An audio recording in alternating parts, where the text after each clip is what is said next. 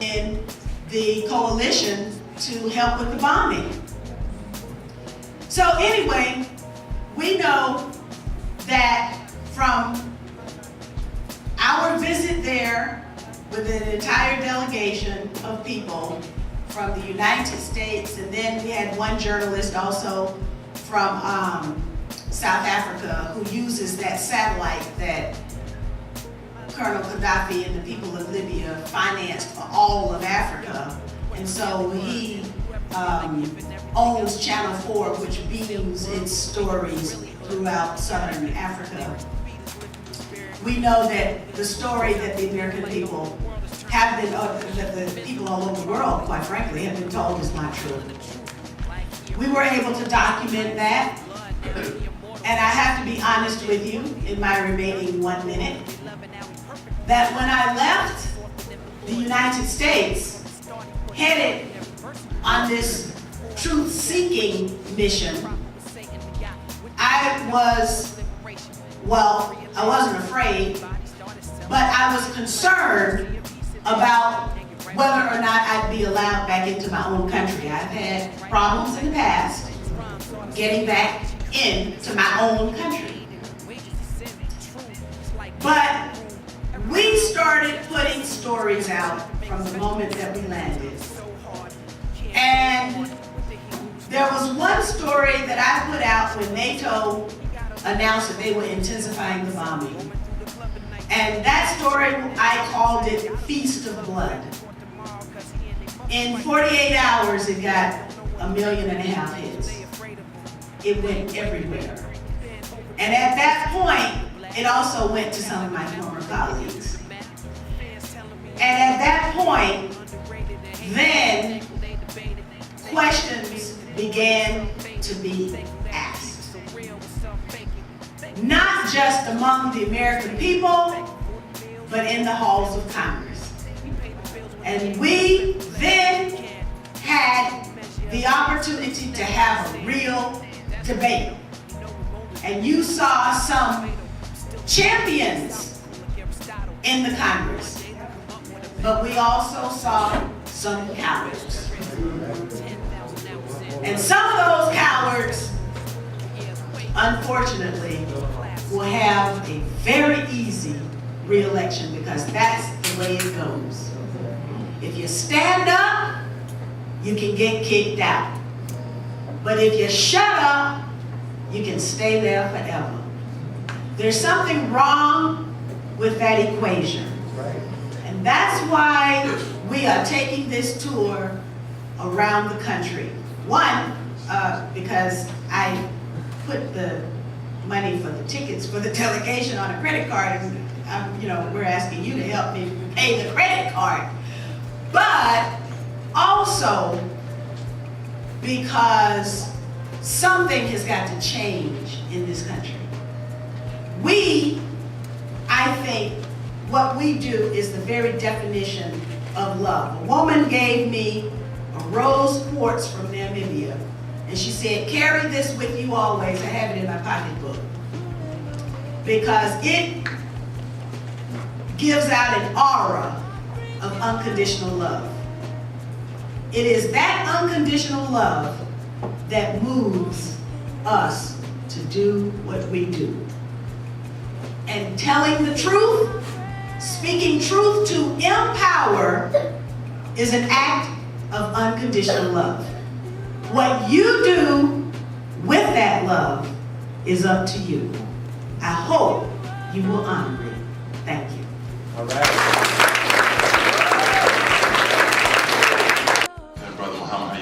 Brother Darrell from Raleigh, North Carolina. I did have a question with regards to the Tea Party and how we know these issues have come about in how we are being treated as unfairly as possible. And we know a lot of the Tea Party people just don't seem to see logic and common sense. So I'm wondering, with everything that has gone on, why hasn't there been any charges filed against their actions with the international criminal courts or the international world courts for holding the American people's economy hostage in the debt ceiling crisis?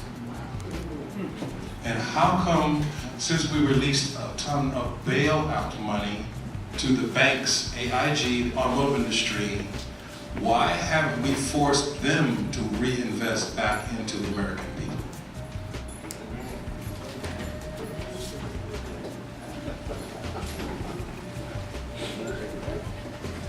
Well, I would just say that in 2008, I offered an alternative to the bailout of the banks. And part of that alternative was an investigation of the Federal Reserve. Because ultimately, it is not the Tea Party, but it is the Federal Reserve. And the Federal Reserve is neither federal nor is it a reserve. So, and the most recent outrage is that after the first ever audit, we learned that they passed $16 trillion over to their friends. And of course, they don't want to tell us who got the money. It's always the same. They never want to tell us who got the money. One of the things that we know is that there is an economy, a new type of economy is being constructed. There are winners and losers. The people are the losers, and the insiders are the winners. And the only way we can change that is to construct a new kind of political entity, a new kind of political movement in this country. And we're not going to be able to do that with a simple vote. We're going to have to think out of the box.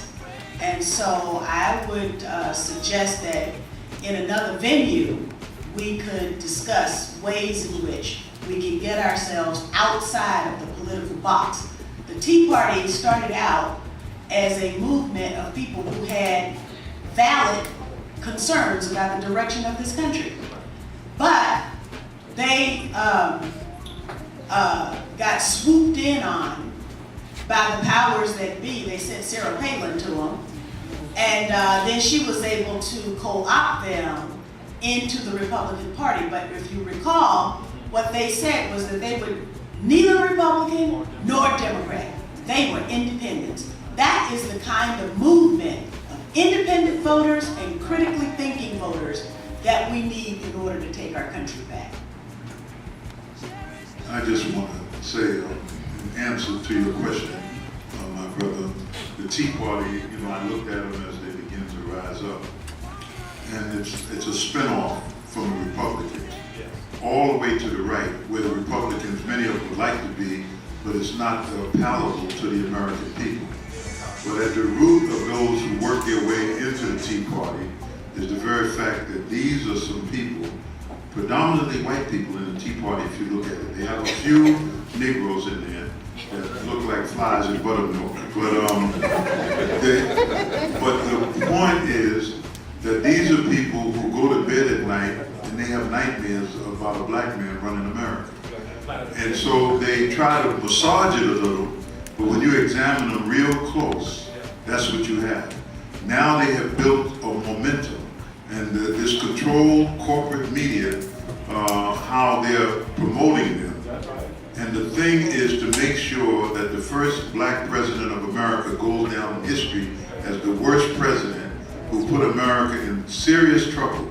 And those of us who have differences with Barack in our community, and certain of the progressive community, we have to be careful that our differences with him does not fuel what they're trying to do, because they have a different agenda altogether.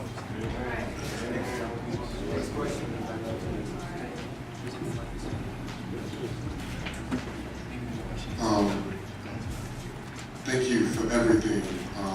I worked on President Obama's campaign. He made some sly comments about maybe intervened in the Darfur conflict while he was on the trail. I had a friend who was pursuing his master's degree in Arabic and cartoon at the time, and so I voted for you, lady. Yes, ma'am. Also, the United States hasn't ratified the International Criminal Court, and so since it ain't ratified, they can't bring charges to some people in there. I appreciate y'all's talk. It was excellent and informative. I don't want things to be absolutely one-sided. I believe that the NATO bomb really is politicized against the African Union, hands up, hands down. I guess I have kind of a tiered question. Firstly, Gaddafi's been in power for a while. He's obviously smoked some of his own people. The people have any legitimate gripes against him. Secondly, I was reading The Prince by Machiavelli today, and it said that the worst thing you can do in a war is rely on mercenary troops. There are a whole lot of mercenaries in Libya fighting for Gaddafi right now. So in the event that he does win, what are the implications of the large mercenary presence and possible destabilization in the whole region and the continent? Lastly, Lady McKinney. No, this is the last one, and this one is pretty quick. You know, I mean, it's just mercenaries and legitimate gripes against Gaddafi. And lastly, with regards to your platform, there are many overlaps with Ron Paul's, who has a large following amongst particularly military families and young white radicals. What do you see as the weak points in his platform, since there's so much overlap between yours and his? I'm also running for city council in Durham. Well, if you're running for city council, we need to know your name, the district you're running for. I'm sorry, I'm just happy to be talking to you all. My name is Solomon Burnett. I'm running for an at-large seat in Durham City Council. Thank you. It's wonderful that you're running for office. That's exactly what we need. I'm going to share some of these questions with Brother Akbar, but I'm interested in mercenaries because I want to know exactly how you know that Brother Gaddafi is one of the mercenaries. Well, I mean, it's obvious that, of course, the mercenaries probably do that but since you've been fighting so many of the liberation groups different people that really support or so it's been said in extra American news sources. Well, I have some gripe about the use of the word mercenary. Now, mercenaries are the people who are there on NATO's side. Those are mercenaries. And in fact, the Libyan NATO allies, that also known as the rebels, killed one of those mercenaries who happened to be from France because they didn't like the way he spoke to them. So, now,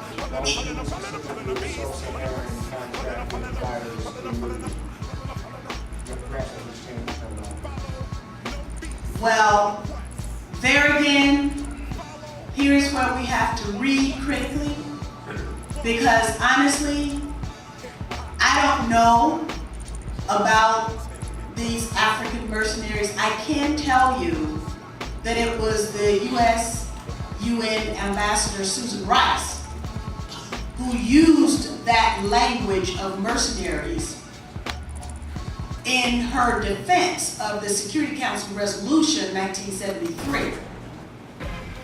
And that is, the use of that word is the reason why there's ethnic cleansing going on right now in Libya of people who look like me, who are approximately 50 to 58% of the population of Libya.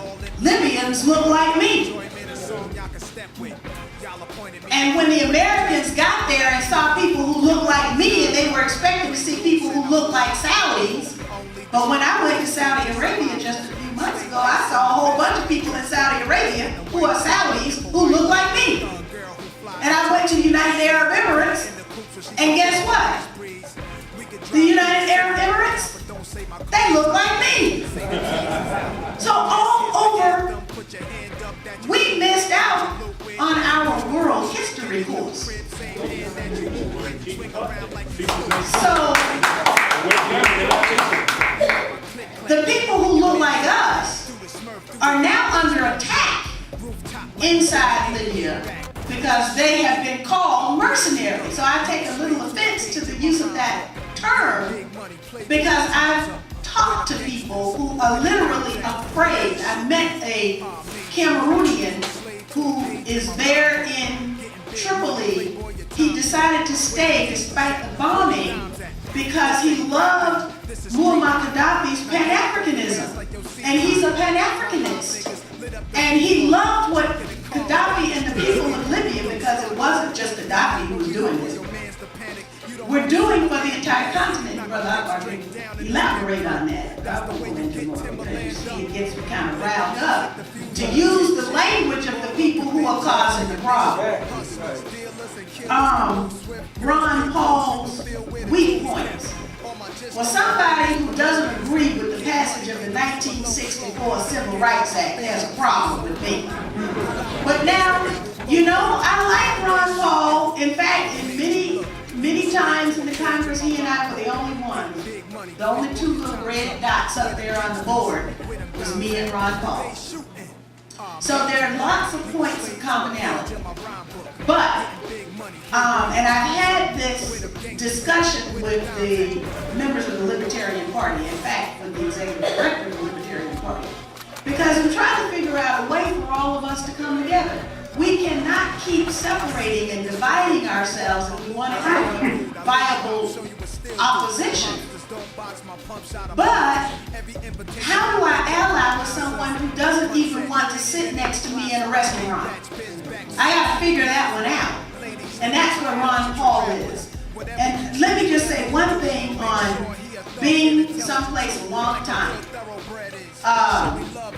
This is a really bad example. But Jesse Helms was in the Senate for a real long time. There were a whole lot of people in North Carolina who loved him or who were swayed by him, even that commercial he did. Strom Thurmond was in the United States Senate a very long time. In fact, you know what? The longer you are in Congress, the more power you get. So longevity is not really the issue, is what you do with your time in power. And then I will let Brother Akbar go. This is the ballad of the black gold. They call it Texas tea, but it's bigger than a cowboy with a lasso. It's deeper than a black hole. I'm going to try to make this brief, which is very difficult, but I'll try. First of all, and I want to just hold this up. This is today's New York Times, the lead story. Internal strife threatens cause of Libyan rebels. It's very bad right now. This is today's New York Times. And the reason I'm mentioning that, because in that article is what Cynthia McKinney was just talking about there's a village of black Libyans. Now, I've been all over Libya. I first went there in '77, and I've been going back and forth ever since. We are strongly associated with the Islamic Call Society of Libya. I met Brother Gaddafi. You see on the table out there, there's some pictures of Brother Gaddafi and myself and so forth. And I just want to say as a note that I'm raising funds because I'm suing the government of Guyana. I went to Guyana to do some social work, and they said that I was a drug runner and a terrorist, and they got the information from the CIA. So my lawyers I want you to go to the table, please pick up the letter, gives you a little background on what happened to me there, but I'm asking everyone who knows that what they do to people just because they're Muslim, that I'm protesting it to the government himself. I only asked Jack Deal, the president of Guyana, to apologize on behalf of his CIDs, like his FBI, for detaining me and putting me in a filthy prison that I wouldn't put a stray dog in. So I just want you to look at that. But here's what I want to say and answer the question. I'll make it brief and quick. There's an information sheet on the bombing last Monday, let's see. It was a week ago, where NATO bombed in Tripoli and killed 85 people. Now, how many read about it in the New York Times, saw it on television, and so forth? They killed those people in Tripoli. They went there to save people. So the brother asked a question about mercenaries. Number one, they're black Libyans. There's cities with black Libyans, all black.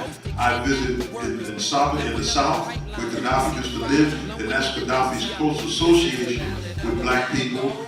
In his green book that he issued in 1977, I'm sorry, I sold out all of the green books. I wish I would have gotten more, but they're difficult to get now. But on page 74, when you get the Green Book, you'll see that he talks about everybody has their turn and so forth, and the black man has been on the bottom, and that he will rise to the top. And before Barack was elected, I was with him, and we had this conversation. He didn't think Barack would make it. I said there's a possibility. Bush has so messed up the world, we use another word in the street, I wouldn't use it in here, that even the white people of America say, well, give me a black man or somebody who can clean up this mess that Bush made. And Gaddafi and I had a little joke about it. He didn't think that it could happen, but when it did happen, he used that term in the Green Book. Now the mercenaries, brother, let me say this, they're black Libyans fighting. They just, in this article, if you go online and read it tonight, you'll see that they went to a village and killed the black people because that black village of Libyans sided with Muammar Gaddafi in this struggle. And the reason they killed General Yunus, because he grew up with Gaddafi, he was his right-hand man, and they felt that he still had loyalty, not what the Times was saying, that he had loyalty to Gaddafi, and that he was still hoping that they could resolve the problem. Minister Farrakhan yesterday in New York, he put out a proposal for the 42 years you're talking about. And Brother Gaddafi has been in power for 42 years, but what the world doesn't understand, he's not the prime minister, he's not the president. He lets the people determine their prime minister, their leaders through these committees. He's only the leader of the Libyan revolution with tremendous power and influence because it's a tribal society. You never thought it was a tribal society, but when you read the day's Times, you'll see how powerful tribes are. And if there's any brothers from Africa, we don't vote our chiefs out, they stay in because there's a system there that runs it, and it's the same thing in Libya. Thank you, I tried to make that brief, my brother. And on legitimate gripes, of course they're legitimate gripes. Of course they're legitimate gripes. But there's one gripe now, get NATO out. That's the one gripe. Can we give Sister Cynthia McKinney one more round of applause, please? Thank you all for coming out. Unfortunately, I know that it's been quite stimulating, but they must come to an end. As you are going out, I see the green part.